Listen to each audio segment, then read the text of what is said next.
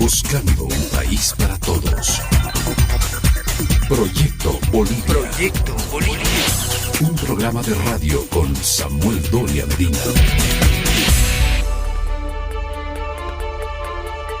Queridos amigos que nos siguen a nivel nacional, muchas gracias por elegir la sintonía de esta radio que le permite comunicarse con nosotros y le permite reflexionar y proponer sobre las nuevas políticas que podrían ayudar mejorando la vida de todos los bolivianos. Es Proyecto Bolivia. Este es el programa número 29, 29, que le ofrecemos en esta oportunidad para entablar un diálogo alrededor del análisis que la Iglesia Católica ha puesto sobre la mesa de los bolivianos en un documento que ha sido publicado y que se llama Hoy pongo ante ti la vida o la muerte, que habla sobre la actividad del narcotráfico en el país. Hay muchas implicancias, como no, y vamos a tener un invitado muy especial para un conversatorio súper interesante. Samuel Doria Medina hablará con Carlos Cordero sobre este tema cuando regresemos de esta pausa publicitaria.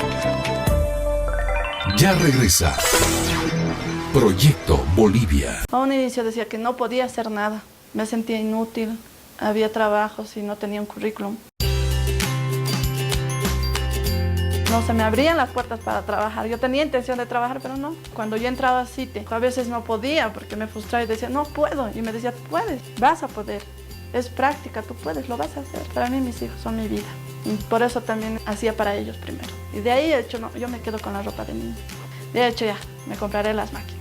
Y empiezo a trabajar y gracias a Dios me está yendo bien. Esto estaba para grande. Todavía tengo mi meta de comprar más máquinas y ayudar a otras personas que necesitan.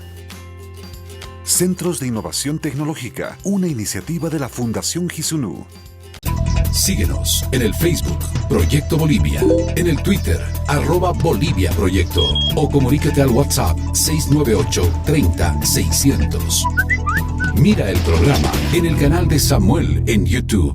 Estás escuchando Proyecto Bolivia. Gracias a todos los que nos siguen el programa. Continuamos con la versión número 29 de Proyecto Bolivia.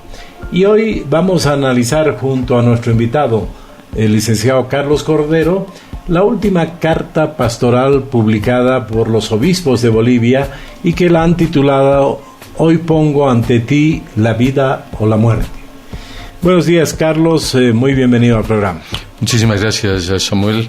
Es un verdadero gusto estar aquí contigo, pero sobre todo una alegría poder conversar de esta carta pastoral. Gracias, Carlos.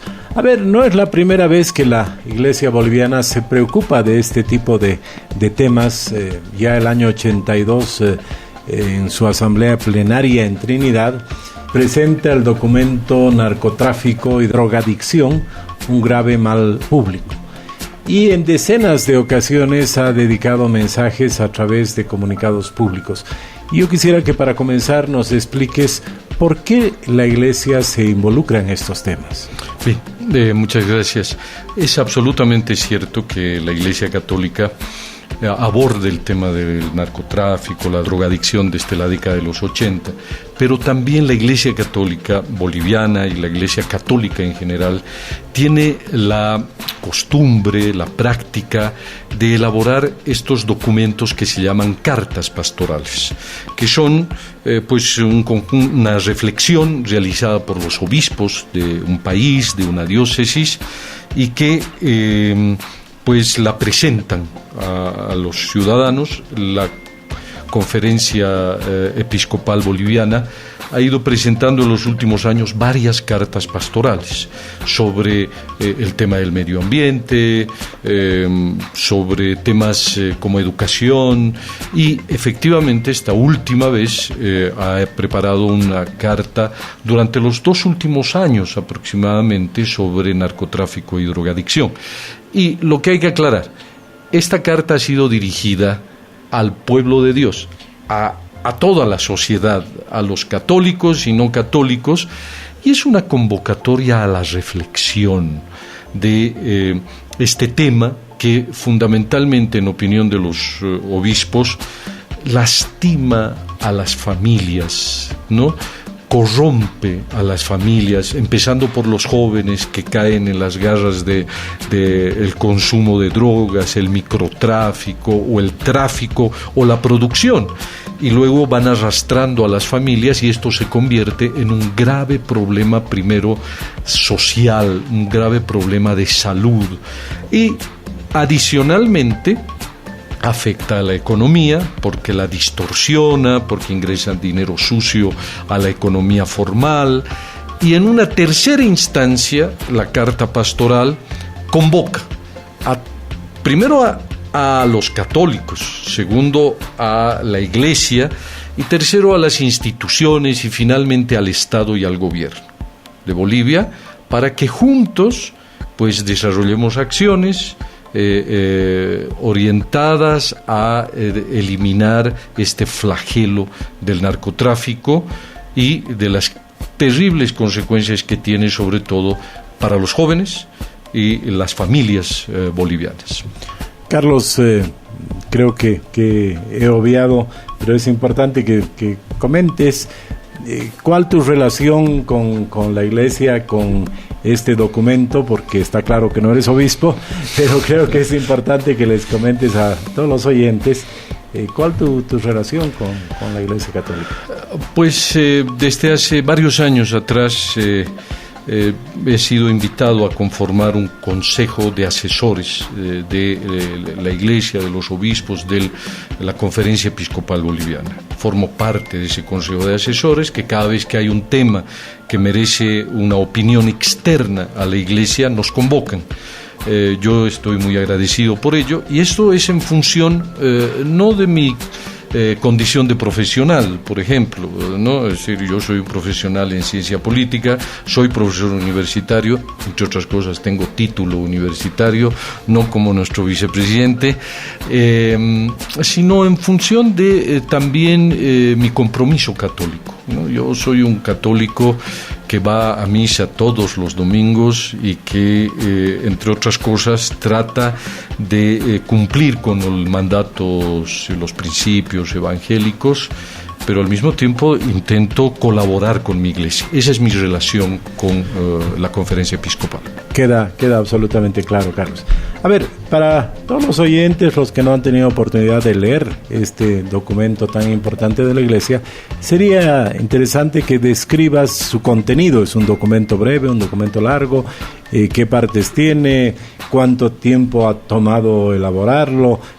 Tengo entendido que la Iglesia es muy cuidadosa en cada letra que escribe, entonces debe ser un documento que lo han discutido, lo han madurado mucho los obispos antes de ponerle la firma en él, pero sería interesante que nos comentes. Gracias, pues efectivamente así es. Primero, es un documento que tiene por lo menos unos 2 años de trabajo. Existen varios documentos borradores donde han participado otras personas, obispos, gente que ha estado muy vinculada a, por ejemplo, organismos internacionales que han sido consultados sobre determinados temas. Por ejemplo, estos informes de Naciones Unidas sobre los cultivos, sobre cuál es el estado de esos informes, que han sido incorporados acá, pero como tú muy bien dices, con un gran cuidado. Y finalmente, después de varias revisiones, se ha aprobado un documento final. Este documento final todavía ha sido revisado y fue presentado hace una semana exactamente, y pues ha causado la polémica que ha generado, pero llama la atención que sea, ¿no? Porque este documento no personaliza en absoluto, pero el señor presidente lo ha tomado como un hecho personal y está mintiendo sobre el carácter del contenido, porque dice que el documento y la carta pastoral lo trata como un narcotraficante. Y en absoluto la carta pastoral menciona al presidente o al vicepresidente o a ningún ministro. Lo que dice, y lo subraya y lo ha repetido varias veces el documento y la carta y los obispos, es que el narcotráfico se ha extendido de tal manera y ellos expresan su preocupación porque hubiera penetrado a incluso altas esferas del Estado. Y ahí están las pruebas. Se menciona efectivamente dos nombres, las del general Sanabria y las del general Nina. Y algo para que los oyentes o los televidentes puedan pues también entender en su verdadera dimensión. Los generales de la policía y de las Fuerzas Armadas son ratificados por el Senado de la Asamblea Legislativa Plurinacional. O sea, las instituciones evalúan los documentos de estas personas, pero van al Senado, y el Senado, dentro de sus atribuciones constitucionales, está el nombramiento de los generales. Y llama mucho la atención de que el general Sanabria o el general Nina, uno que está en Estados Unidos purgando una pena y el general Nina en Santa Cruz, en Palmasola, pues ambos estén interdictos, estén presos por cuestiones del tráfico. El documento es un documento relativamente corto, tiene en la edición un folleto de media carta, unas 40 páginas, 50 páginas, y toca varios aspectos y empieza fundamentalmente reconociendo las omisiones de la Iglesia y además un cambio de actitud, que es importante subrayarlo. El cambio de actitud respecto del adicto a las drogas es que es una persona que tiene un problema y que la misión de la Iglesia es, en vez de juzgarlo, en vez de excluirlo de la sociedad, la Iglesia es la primera que dice que hay que tratarlos como a prójimos que tienen una enfermedad, que tienen un problema, que hay que acompañarlos, que no hay que estigmatizarlos al consumidor, al que ha caído lamentablemente en las garras del narcotráfico. Y a los traficantes, a los que se involucran en la producción excedentaria de coca o en el que luego lo mandan para la producción de cocaína, también les hace una reflexión, les dice que ellos están contribuyendo al mal, que están haciendo daño a la sociedad y que espera una conversión espiritual de ellos, y toma unas palabras del Papa Francisco, que se refiere a ellos de manera directa y puntual en su visita a México. Luego el documento tiene una segunda parte donde ya entra a la parte propositiva, porque no es solamente el describir que existe el problema. Vamos a ver eso más adelante, pero para completar este panorama del último documento de la Iglesia sobre el problema del narcotráfico, ¿cómo lo calificarías? ¿Un documento más dedicado al problema de la producción, del tráfico, el tránsito de la droga, o un documento que se preocupa más en el incremento del consumo de drogas en nuestro país, que también lastimosamente lo vemos muy claramente? Vos mencionabas de que hay dos autoridades muy importantes en la cárcel en este momento por el tema de la droga, pero en los últimos días se ha publicado en la prensa una lista mucho más amplia, ¿no es verdad? Alcaldes, gente del Chapare muy cercana al presidente, como los hermanos Terán, la persona que hizo toda la ceremonia aymara en Tiahuanacu cuando comenzaba su gestión el presidente Morales, en fin, una cantidad de personas vinculadas al narcotráfico, y no solamente por denuncias, sino por procesos. Pero para terminar esta primera parte, ¿la preocupación fundamental está en el narcotráfico o en el incremento del consumo? Yo diría que en primer lugar la carta pastoral es una reflexión evangélica, una reflexión que va dirigida hacia las personas para que cambien de actitud, para que se acerquen más a Dios, y a partir de aquello, de acercarse a Dios, a lo que Él, pues Jesús propone, empecemos a luchar con un flagelo de la sociedad, con un problema de la sociedad.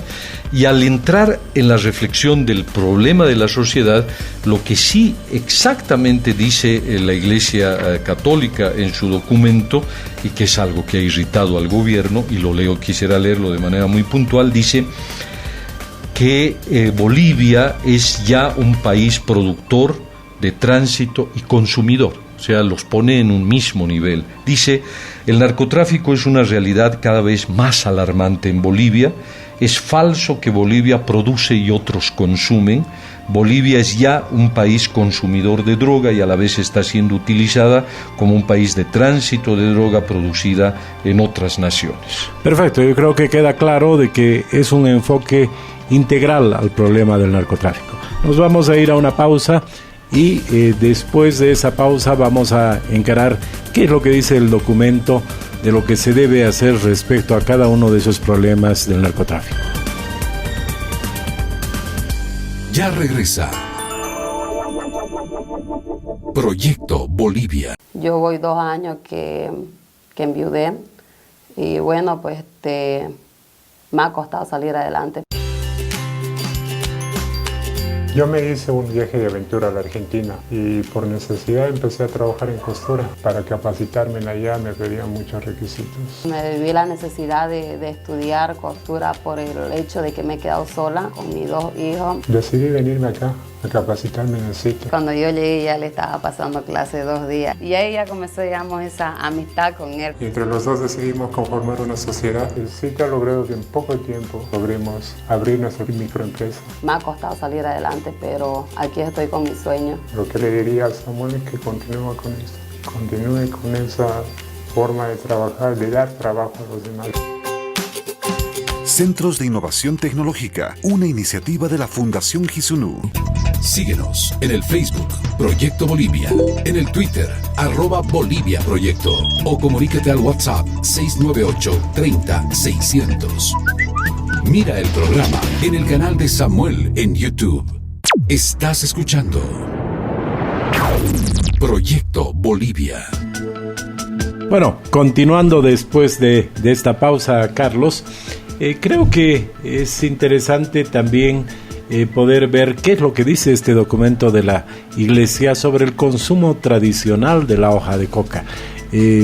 Creo que ese es un tema que es distinto a lo que sucede en otros países y creo que es bueno saber qué es lo que plantea la Iglesia al respecto.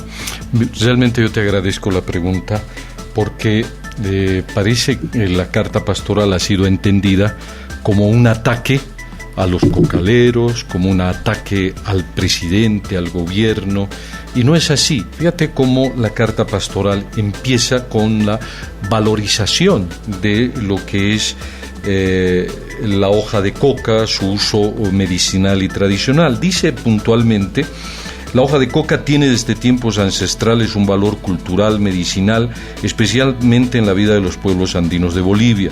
Su consumo tradicional en las prácticas culturales, medicinales y el acullicu, asociado principalmente al trabajo físico, está difundido en los valles y las tierras bajas, incluso en países limítrofes. Valoramos los esfuerzos y alcances en la reducción de cultivos ilegales. El país se merece acciones pensadas desde la cultura y el alma de su pueblo, con respeto por sus costumbres y su dignidad. Sin embargo, falta mucho para adecuar la cantidad de cultivos a las reales necesidades del uso permitido de la hoja de coca. Como verás, no hay ningún ataque, sino una valoración. Y por supuesto, una vez de hacer una especie de diagnóstico, la Iglesia también dice qué es lo que debemos hacer. Perfecto. Entonces queda claro de que una cosa es el consumo tradicional, que es reconocido por la Iglesia, y otro es el problema del narcotráfico y el consumo de drogas. A ver, Carlos, en este tema del impacto que tiene el narcotráfico, vos mencionabas el tema de la economía, mencionabas daños al medio ambiente, pero tal vez los que más sufren con el problema de las drogas, el sector más vulnerable, es el de los niños y los jóvenes. Y curiosamente los traficantes de droga, a quienes se dirigen principalmente es a los niños jóvenes para ganar un mercado nuevo, nuevos clientes, y después también utilizarlos en esas cadenas del narcotráfico. ¿Qué hacemos con esa realidad? ¿Cómo podemos salvar a las nuevas generaciones de ese peligro? ¿Qué es lo que nos plantea la Iglesia Católica? Pues para empezar, efectivamente, la Iglesia identifica que la cadena más débil de todo esto está en los niños, en la juventud. Y esa es la preocupación principal de la Iglesia. La Iglesia se preocupa por la familia, por el bienestar de la familia, de todos los bolivianos, sin discriminar si sean católicos o no católicos. Y efectivamente, pues son estos las personas más afectadas, porque el narcotráfico, además de tener impactos en la economía, genera violencia, genera una violencia que luego no puede el Estado controlar. Fíjate que dice el texto, uno de los efectos más visibles del narcotráfico es el aumento de la delincuencia y violencia que se expresa en ajustes de cuentas, secuestros, violaciones, desapariciones, entre otros por necesidad de dinero al contado. Al parecer, la gravedad del problema radica también en que el narcotráfico se ha organizado en bandas nacionales e internacionales con enorme capacidad de logística, con grandes recursos financieros, armamento sofisticado, con una siempre mayor propensión a diversificar sus actividades criminales. Está claro que el narcotráfico genera este daño, como tú muy bien lo has mencionado, a los jóvenes, porque los jóvenes son los que se sienten atraídos por el consumo de droga y ellos mismos son promotores del consumo. Para no consumir aisladamente, invitan al amigo y así se genera. La carta dice una experiencia que es realmente alarmante, que los narcotraficantes ofrecen la primera dosis gratuitamente, ¿no? O sea, las regalan, y quienes las regalan son los jovencitos, para que los chicos se aficionen, se vuelvan adictos y empiecen a todo su dinero al robo, a vender cosas de la casa, del hogar. Ahora, frente a eso, o sea, la Iglesia lo que dice, lo primero es un acercamiento a Dios, porque en realidad todos estos problemas es porque el drogadicto o el joven tiene una pérdida de valores, tiene una pérdida del sentido de su existencia, y eso es un vacío que intenta llenarlo con el entretenimiento, el alcohol, y finalmente el alcohol te lleva al consumo de la droga, ¿no? Y para responder puntualmente a tu pregunta, la Iglesia le dice al conjunto de la sociedad boliviana cuáles son las tareas que debe emprender el Estado, pero como una recomendación dice: fortalecer y realizar acciones audaces y eficaces de concientización y prevención del consumo de drogas y todas las sustancias adictivas, realizar acciones de rehabilitación, luchar contra el narcotráfico en cooperación con todas las fuerzas vivas de la sociedad y, debido a su carácter global, apelando a la cooperación internacional, particularmente a los países limítrofes, aplicar el principio de la proporcionalidad de las penas, disponer de los bienes incautados al narcotráfico entregándolos a servicios sociales del Estado, redoblar con urgencia los esfuerzos gubernamentales para erradicar cultivos ilegales y excedentarios, respetando los derechos humanos y ofreciendo alternativas para el bien común. En fin, no solamente se queda eso, sino también que es necesario luchar por una justicia transparente y eficaz, porque de nada sirve la simple interdicción con la policía, sino que también el país necesita una pronta y una urgente reforma de la justicia, para que los que están en las cárceles, ya sea por motivos de delincuencia común, asesinato, etcétera, pero también hay un grupo importantísimo de personas que están por la ley 1008, por tráfico, y que todos ellos merecen una oportunidad de rehabilitación, pero merecen también una atención especial por parte del Estado. Ahora, Carlos, parecería que no tiene mucho sentido esta reacción que ha tenido el gobierno de decir prueben, den nombres, o incluso atacar a la Iglesia porque se meten en política, son opositores. Parecería que lo mejor es justamente tomar esta oportunidad para dialogar, para abrir un diálogo de un tema que está creciendo, no hay duda para nadie que crece. Me pareció incluso curioso que en la respuesta al ministro de Gobierno, o en la carta a la Iglesia, él decía: no, si ahora se puede incautar más droga. Antes eran 45 toneladas por año y ahora son 195, ha crecido casi 5 veces. Bueno, lo que se incauta es reflejo de lo que se produce. Ahora hay mucha más droga en el país. Exacto. Entonces, ¿no crees tú que esta debería ser una gran oportunidad para que todos puedan iniciar un proceso de diálogo sobre un tema que nos afecta a todos y donde también la solución depende de todos? Efectivamente, Samuel, realmente ojalá que quienes te escuchan tomen el ejemplo, porque eso es lo que pretende la Iglesia. La Iglesia pretende primero motivar a la reflexión y que colectivamente Estado y las diversas instituciones de la sociedad desarrollemos acciones para primero frenar la expansión del narcotráfico, luchar contra la adicción de los jóvenes, de quienes están involucrados con esta enfermedad, con esta lacra social, y para ello, fíjate que es la Iglesia que convoca a los católicos a sumarse militante y activamente a esta lucha. Fíjate lo que dice en el punto 91. La Iglesia está comprometida en primera línea en la denuncia del narcotráfico, la tarea de rehabilitación de los drogadictos y la atención a los encarcelados para que recuperen la vida digna de los hijos de Dios. La Iglesia cumple con este servicio a través de la acción social de sus instituciones, de las congregaciones religiosas, sacerdotes y laicos que trabajan en centros de rehabilitación y hospitales, así como mediante muchas obras de prevención con niños y adolescentes y su labor pastoral con los jóvenes y las familias.